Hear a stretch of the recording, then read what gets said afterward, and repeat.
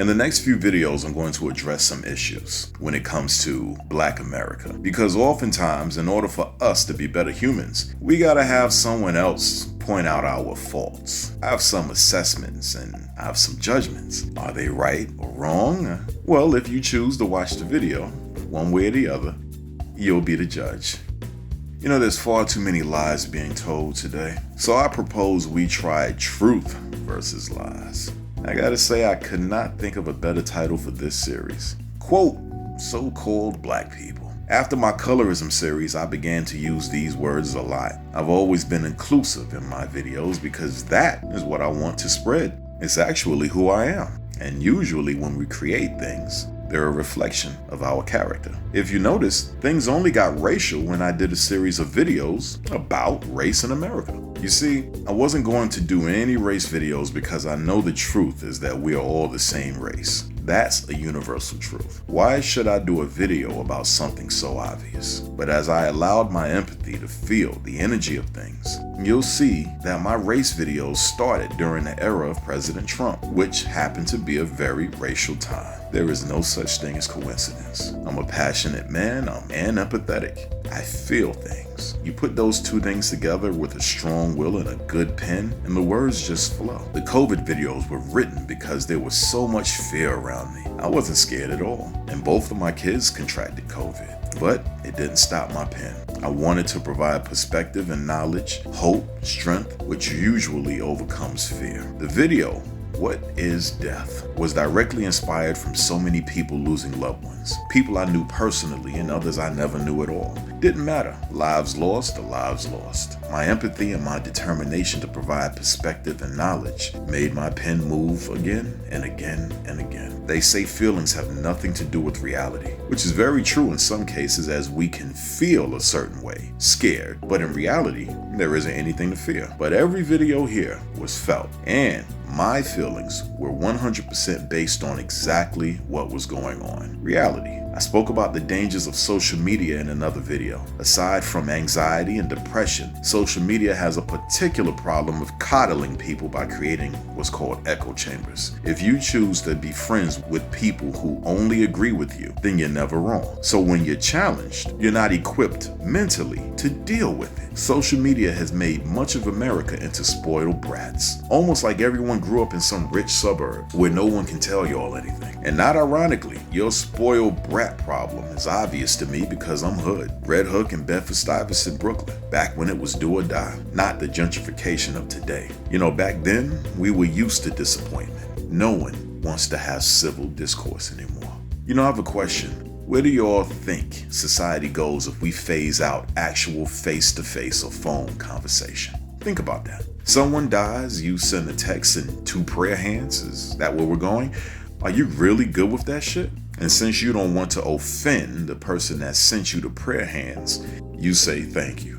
There's a lot of y'all that complain about people on social media, these same people who are supposedly your virtual friends, and you complain about these people behind their backs versus just picking up a phone and telling them how you actually feel. Just being 100. Now tell me I'm lying. I dare you. I told you. Social media coddles people. It produces spoiled brats, and worse than that, people who will smile in your face but won't tell you the truth. Congratulations, a lot of y'all motherfuckers have gone Hollywood. Complete with the plastic surgery, I might add. But as much as I dig the supersized tits and asses, the political correctness and fake shit doesn't sit well with me. So, I'm not going to tell you what I think is good for you. I'm just going to point out some ironclad, God's honest, you can't do anything about it truth. Your feelings are not going to matter. You're going to have to deal. Or just don't watch the video. Don't worry. The issues won't disappear from Black and white America if you do. I'm going to point out actions, things already done, things that are still going on. This way, you can't call it opinion or the ramblings of an idiot. This is 2021. This is the beginning of the decade. Y'all need to get this truth in your heads. Just like I had to accept that my beloved 1970s was gone forever. every 10 years society changes, and if you've noticed, big businesses like pharmaceutical companies and cryptocurrency and alternative energy solutions are already setting up shop. This is year one, and society is about to change completely. And me? Oh shit, I'm just Morpheus looking for my Neo. My job is to put the word out. He or she is the one that's gonna take society and bust this colorism and racism shit. Let's get with these truth bombs, one video at a time. Number 1. Fact. Oppressed blacks of years past wanted to be seen as human beings, not blacks. You see, the black thing was the problem. The Bibles that were used to help indoctrinate slaves didn't have the words white man and black. It had the words master, slave, man, and woman. Oppressed blacks knew aspiring to be a master was a pipe dream, and being a slave was hell. If they could just be seen as a man or woman and not a beast. Now let's fast forward to today. So-called black folks, we need to see ourselves as human beings first and foremost, versus a color that we are factually not. Joe Biden said that if I don't vote for him, then I ain't black. Yes, I ain't black because I ain't vote for anyone. I'm apolitical since ever.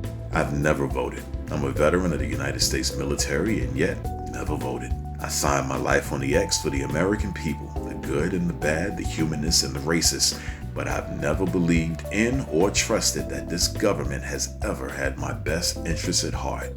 That's honest, right? I understand the import of politics and governing, no doubt, but if you govern correctly, you can do so without political bullshit. You can effect direct change in your neighborhood by knowing the right people, investing in the youth, or if you've got the money, building businesses that affect the community in a way that fosters economic growth and empowerment for those who work there. But back on point. T, why do I need to give up my blackness?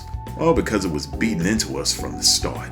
You know, there's a great video with Bill Duke on the YouTube channel called Film Courage, and he references the book 1984 by George Orwell. The video is called Bill Duke Asked, How Many Fingers Am I Holding Up? The scenario has a man getting hit with electric shocks by a group called the Thought Police. The guy in charge of the punishment holds up 4 fingers and asks the victim, how many fingers am I holding up? Each time the victim says 4, he gets shocked. The man in charge of the punishment says, wrong answer. The moment the victim changes his answers to 3 fingers, which is not the reality, which is a flat out lie, the man in charge of his punishment says, good boy. The moral is I'm holding up as many fingers as I tell you I'm holding up. It's got nothing to do with your eyes or your intellect or your mind. If I say it's 3 fingers, it's 3 fucking fingers. Alternative facts. That's why we call ourselves a color. It's a learned lie beaten into our ancestors and continually taught to each and every subsequent so-called black child to this very day. I focused on how words and symbols absolutely work on those who recognize the words and the symbols in my video called The Word. So when I say there's no such thing as black people, the words may trigger you because your entire foundation is built off of being taught you're a color. The whole thing has a Matrix vibe, don't it? That's because the Matrix was about humans being asleep, stuck in a perpetual dream and not knowing how they got there. Not giving a damn either. Just accepting it. Here's me being Morpheus. Me telling you this is your first step. My words mean nothing if you don't realize what's been evident. Plain as day, since the human beings, painters, used black paint. I do not look like this. To even be a man of black or blackness would mean my blood would be black. And it's not. It appears to be red. You know, I never had books our children have now, like Brown Like Me and Little Black Boy and stuff like that. Instead, I had parents who told me I was black and other people were white. That's been the generational programming. Realize that since this is all programming designed to make one ethnicity feel inferior, this black thing could have been any color. Pink could have been beaten into us. We could be pink people. We could have had pink culture.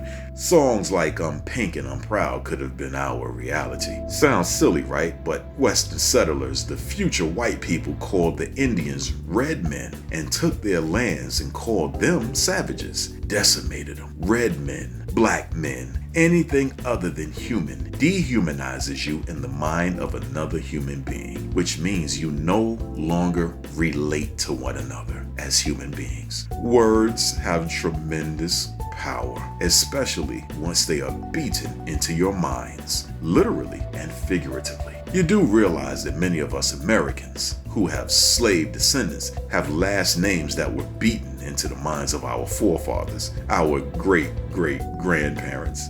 Yeah, you are who and what we say you are. Alternative facts.